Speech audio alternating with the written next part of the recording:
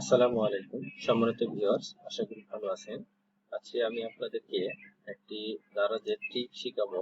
এটা হচ্ছে আমরা সাধারণত দারাজে বিজনেস করি, তারা কি করি, একটি একটি করে প্রোডাক্ট, অর্থাৎ এই যে অ্যাড প্রোডাক্ট, এই বাটন থেকে ক্লিক করে প্রোডাক্ট অ্যাড করি। তো আমি আজকে আপনাদেরকে দেখাবো কিভাবে আপনি একাধিক প্রোডাক্ট একসাথে আপলোড করে ফেলবেন, অর্থাৎ বাল্ক অপশন যেটা দারাজের, সেইটা সম্পর্কে আপনাদেরকে বিস্তারিত আলোচনা করার চেষ্টা করব।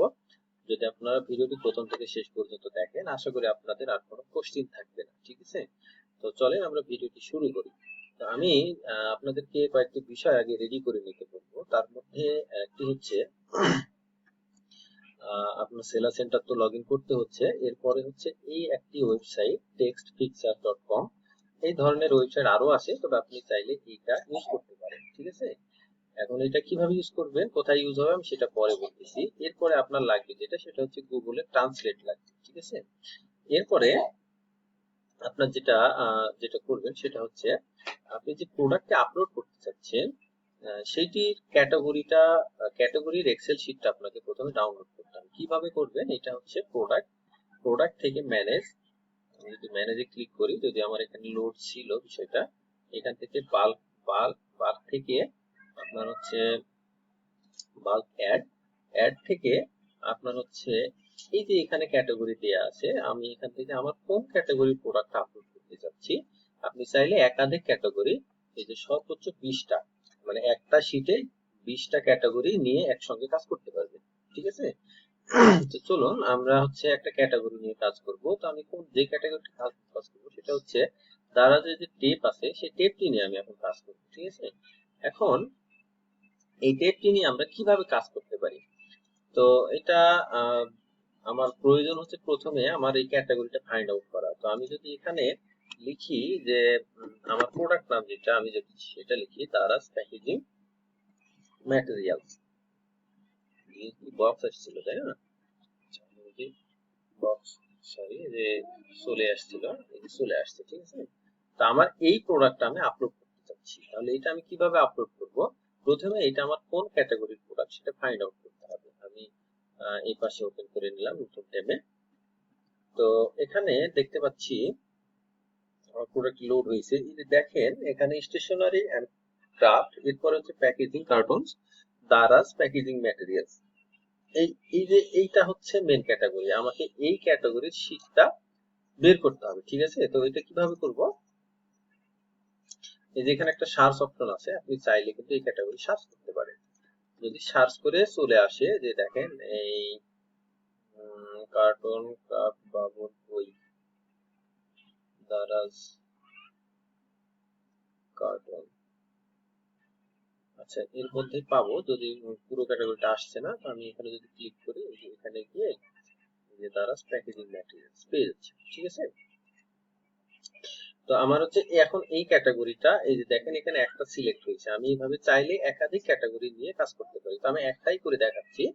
আমি এখন এই টেমপ্লেটটাকে ডাউনলোড করব। আমি কি করলাম, এখানে ক্যাটাগরি সিলেক্ট করলাম, এখান থেকে টেমপ্লেটটা ডাউনলোড করব। তো টেমপ্লেট ডাউনলোড আমার, এই যে টেমপ্লেট ডাউনলোড হয়ে গেছে। আমি ফোল্ডারে গেলাম, আমার ডাউনলোড ফোল্ডারে যে চলে এসেছে, আমি এটাকে ওপেন করব। ঠিক আছে, তো যদি দেখায় আপনাদেরকে, এই যে দেখেন এখানে দারাজ প্যাকেজিং ম্যাটেরিয়ালস চলে আসছে নতুন একটা ট্যাব। এখন আমার এইখানে যে ইনফরমেশন গুলো চাচ্ছে, এইভাবে আমি সারিবদ্ধভাবে একাধিক প্রোডাক্ট একসঙ্গে রেডি করে আপলোড করে দিতে পারি। আপনি চাইলে যখন একসঙ্গে একাধিক ক্যাটাগরি শীট ডাউনলোড করবেন, তখন এইভাবে নিচে ক্যাটাগরি গুলো চলে আসবে। আপনি প্রত্যেকটা ক্যাটাগরির যে ইনফরমেশন চাচ্ছে এগুলো দিবেন। এখন চলেন এগুলো কিভাবে দিবেন সেইটা বিষয়ে আলোচনা করি। তো প্রথমে আমরা দেখতে পাচ্ছি এখানে চাচ্ছে প্রোডাক্ট নেম ইংলিশ। ঠিক আছে, তাহলে আমি এখন যদি এই প্রোডাক্টটা দেখি যে আসলে আমার এটা কি নাম হওয়া উচিত, তো যদি এই যে এখানে ছিল, আমি এটাকে কেটে দিচ্ছি। তো দেখেন হচ্ছে Daraz packaging materials is costed bundle of 3 piece. ঠিক আছে, তো আপনি আপনার মতো করে প্রোডাক্ট টাইটেল গুলো দিয়ে নেবেন, আমি দেখাচ্ছি জাস্ট এটা। এখন এইখানে একটা ডাবল ক্লিক দিলাম, দিয়ে হচ্ছে এটা বসিয়ে দিলাম কন্ট্রোল কি করে। ঠিক আছে, এরপরে দেখেন এইটা চাচ্ছে একটি বাংলা নেম। এখন এই যে আমি কপি করছিলাম, এইটাকে আমি এখানে যাব, গুগল ট্রান্সলেটে গিয়ে বসিয়ে দিব। ঠিক আছে, আমার এই পাশে ইংলিশ সিলেক্ট থাকবে, আমি ইংলিশ সিলেক্ট করে নিলাম। এখন দেখেন আমাকে এই পাশে বাংলা করে দিয়েছে। আমি জাস্ট এটাকে কপি করে নিলাম, করে নিয়ে ওই শিটে চলে গেলাম। শিটে চলে গিয়ে আবার এখানে ডাবল ক্লিক করলাম, ডাবল ক্লিক করে দিয়ে দিলাম, কন্ট্রোল বি করে দিলাম, চলে আসলো। এখন আবার এখানে কি চাচ্ছে, প্রোডাক্ট ইমেজ, ঠিক আছে। তো প্রোডাক্ট ইমেজটা আমি কোথায় পাবো? একটা কথা বলে রাখি, প্রোডাক্ট ইমেজ আপনার হচ্ছে দারাজের যে এপিআই, এইটা হচ্ছে ও মানে অন্য কোনো ওয়েবসাইট থেকে প্রোডাক্ট নিয়ে আসতে পারে না। এর জন্য আপনাকে দারাজ থেকেই প্রোডাক্ট গুলো দিতে হবে। তো এর জন্য যেটা করতে হবে আপনাকে, সেটা হচ্ছে আপনার প্রোডাক্ট গুলো প্রথমে কালেক্ট করে নেবেন। কালেক্ট করে নিয়ে আপনি প্রোডাক্ট গুলো আপনার যে প্রোডাক্টের আন্ডার যে মিডিয়া সেন্টার আছে, এই মিডিয়া সেন্টারে দিয়ে দিবেন, ঠিক আছে। মিডিয়া সেন্টারে দেওয়ার পরে দেখেন কিভাবে দিব সেটা দেখাচ্ছি। এখানে আসলাম, এরপরে হচ্ছে আপনি চাইলে ফোল্ডার তৈরি করে করে এই যে ক্রিয়েট এ নিউ ফোল্ডার, যদি চান আমি একটা ফোল্ডার তৈরি করি,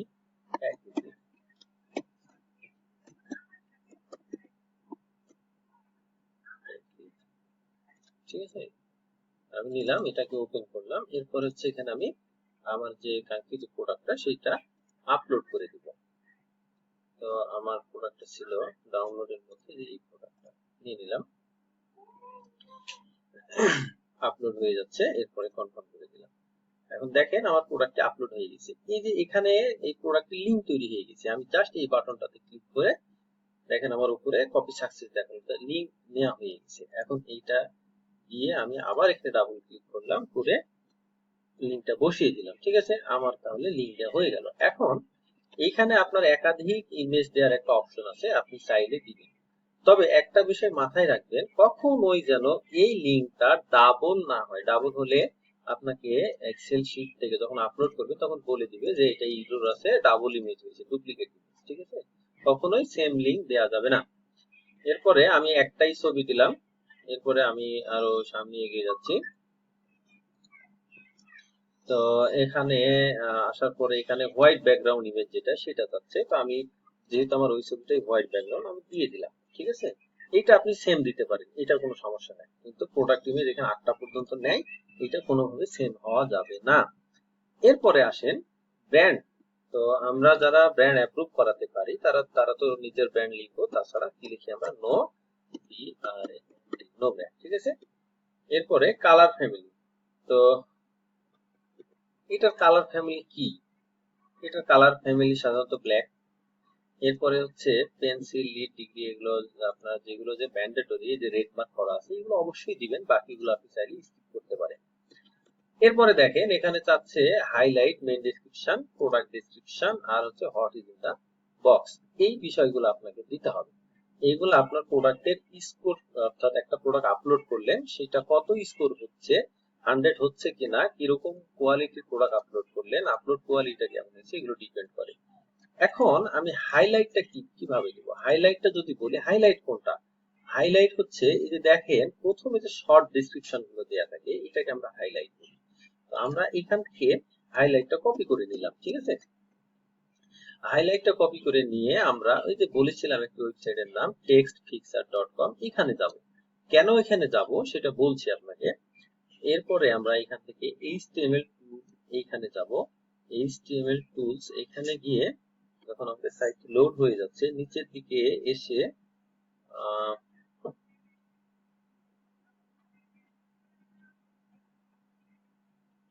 আচ্ছা আমার সাইটটি পুরো লোড হয় না, নেটওয়ার্ক ইস্যু হয়ে গেছে হয়তো বা, দেখি দেখি।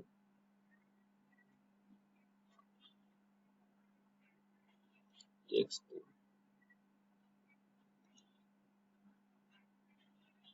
আচ্ছা এই যে টেক্সট টুলস এর মধ্যেই ছিল।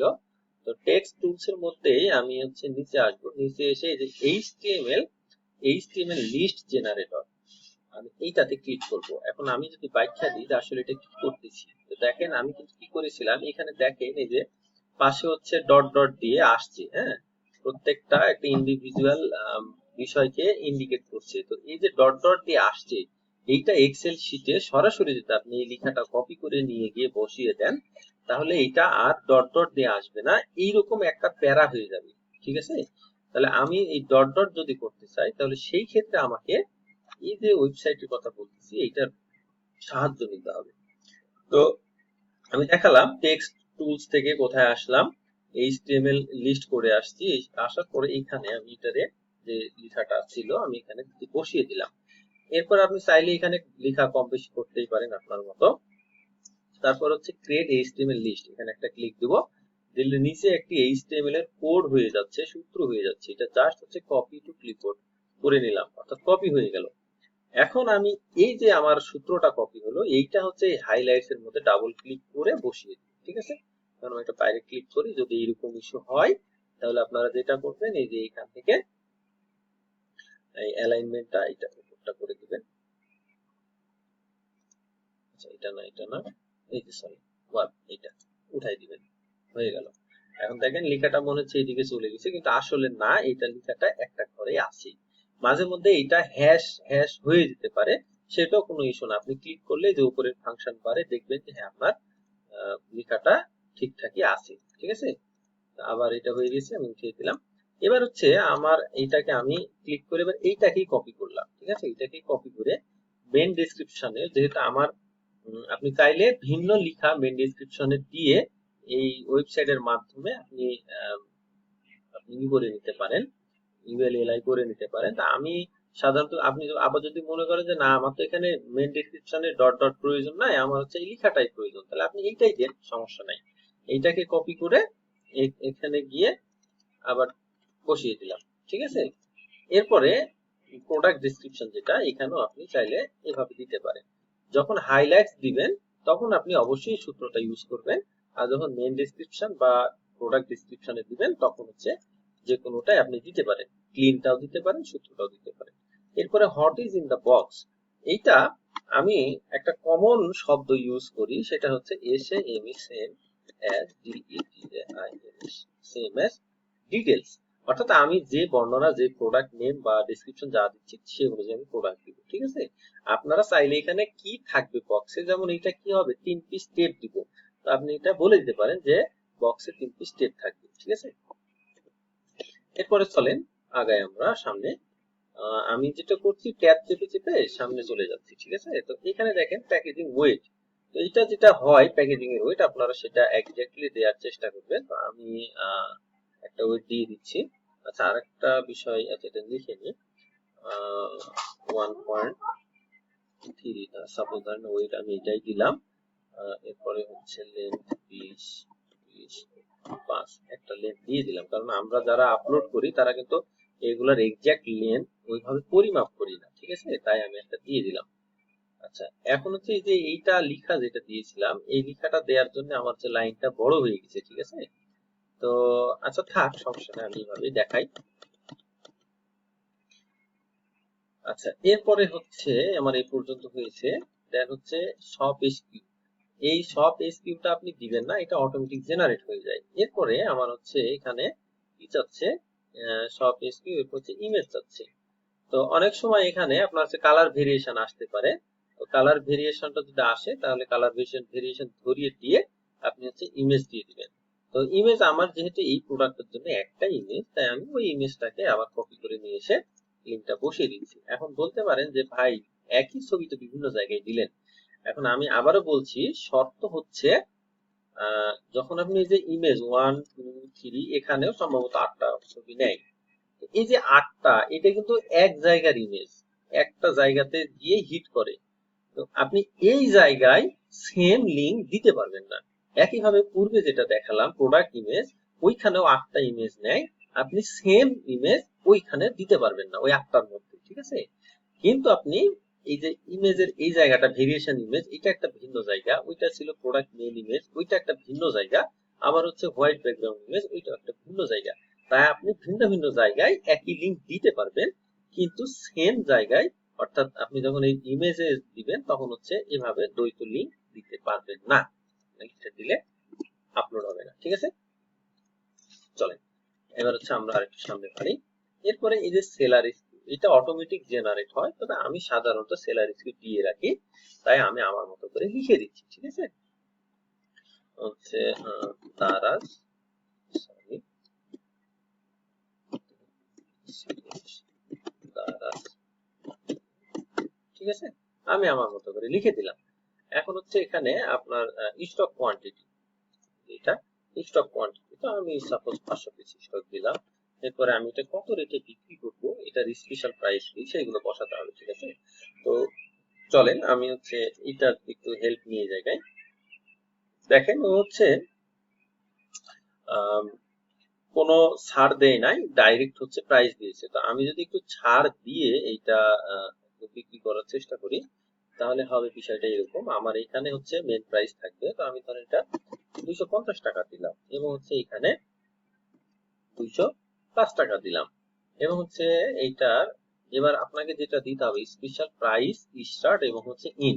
যখনই আপনি স্পেশাল প্রাইসটা দিবেন, অর্থাৎ আপনি দেখাচ্ছেন যে 250 টাকা দাম ছিল, কিছু পার্সেন্ট মাইনাস হয়ে 205 টাকা দেখাচ্ছে, তখন আপনাকে এই সময়কালটা বলে দিতে হবে। তো এই সময়কালটার জন্য আমি অন্য একটা শীটের সাহায্য নিব, কারণ আমার সময়ের একটা ফরম্যাট আছে, ফরম্যাটটা ওই জায়গায় লেখা আছে। তো আমি ওইখান থেকে সাহায্য নিচ্ছি। সাপোজ হচ্ছে এইটাকে নিলাম।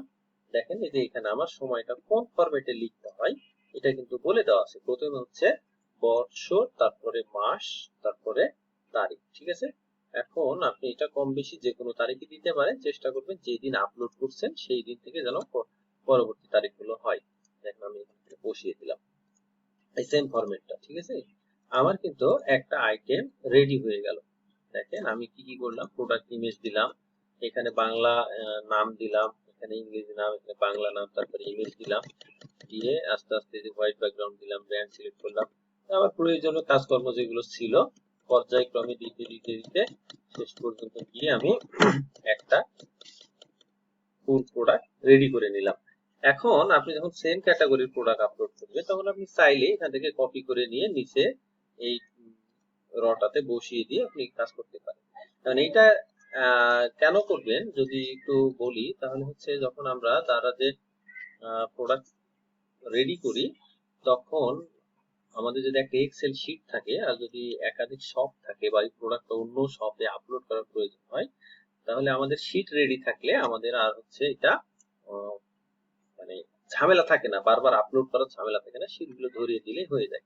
তো আমি এটাকে কন্ট্রোল এইচ করে সেভ করে দিলাম। এখন আমি আপনাকে দেখাবো কিভাবে এটা আপলোড করবেন, ঠিক আছে। তো ওই একই ভাবে প্রোডাক্ট থেকে ম্যানেজ প্রোডাক্টে যাবেন, ম্যানেজ প্রোডাক্টে গিয়ে আবার বাল্ক, বাল্ক থেকে অ্যাড, অ্যাড থেকে নিচের দিকে আসেন, আসার পরে এবারে এখানে বলছে আপলোড দা কমপ্লিট টেমপ্লেট, যে টেমপ্লেটটা রেডি হলো সেটা আপলোড করতে বলছে। এখানে আমি ক্লিক করলাম, ক্লিক করার পরে আমার ডাউনলোডের টেমপ্লেট ছিল, এটা আমি নিয়ে নিলাম।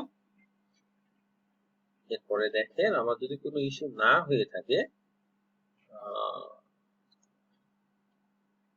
আচ্ছা এখানে কিছু একটা ইস্যু হয়েছে, একটু যদি আমি ফাইন্ড আউট করার চেষ্টা করি আমার কি ইস্যু হয়েছে।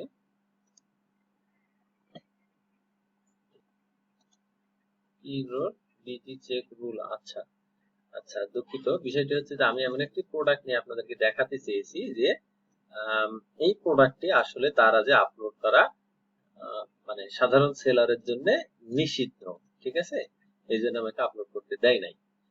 তো যাই হোক, এটাই ছিল মূল ফর্মুলা, মূল পদ্ধতি। আপনি যখন একটা প্রোডাক্ট রেডি করবেন এইভাবে করে আপলোড করে দিবেন, ইনশাল্লাহ হয়ে যাবে। কারণ আপনি, আমি যদি আপনাদেরকে হচ্ছে প্রুফ দেখাই, তাহলে দেখেন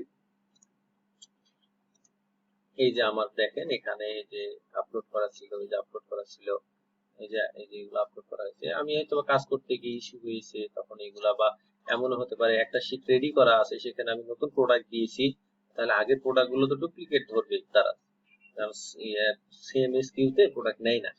তো ওইগুলা তখন এখানে বলে দিয়েছে যে আপনার এইগুলো আগে থেকে আছে আর নতুন করে 12টা ঢুকেছে, এটা বলে দিচ্ছে। এইভাবে আপনার হচ্ছে প্রোডাক্ট গুলো আপলোড হয়ে যায়, ঠিক আছে। তো আশা করি একটা ধারণা পেয়েছেন। আপনারা যদি একবার চেষ্টা করেন, ট্রাই করেন, তাহলে এখান থেকে আপনারা বাল্ক শীট রেডি করতে পারবেন এবং একাধিক স্টোরি ইউজ করতে পারবেন। ধন্যবাদ সকলকে, ভালো থাকবেন। আসসালামু আলাইকুম।